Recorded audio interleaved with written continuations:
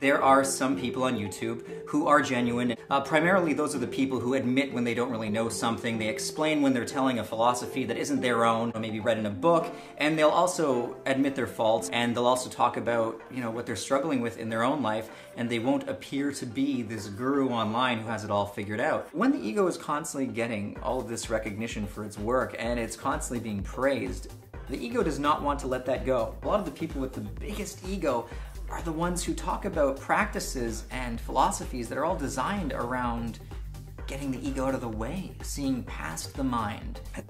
I was such an idiot the whole time. The whole point of this is to be me. And I don't think having an ego and lying and being deceptive necessarily have to go hand in hand.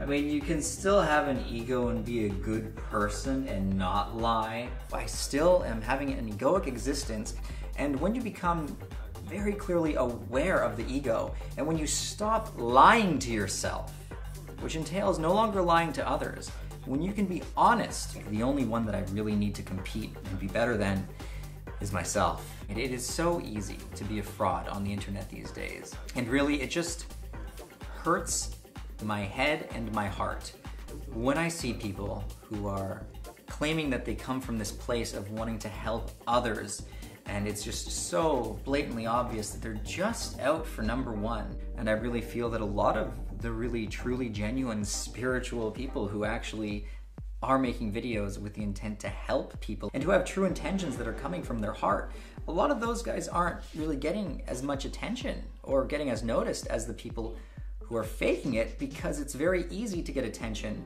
when you are using specific tactics to get more video views. It's just that some people on here really don't give a shit about anybody.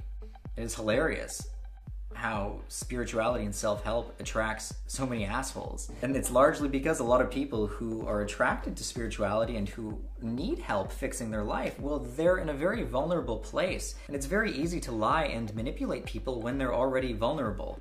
This world is in such a hideous place because of people feeling like they're more important than others and people putting themselves first. Well, if that's you, it's never too late to turn things around. You can stop being arrogant, you can stop manipulating, and you can stop lying to your audience, and you can be a real, genuine person. Fuck spirituality, fuck people who think they're enlightened. Why can't we just all be kind to each other, be loving, and get along? I mean, why is that so difficult?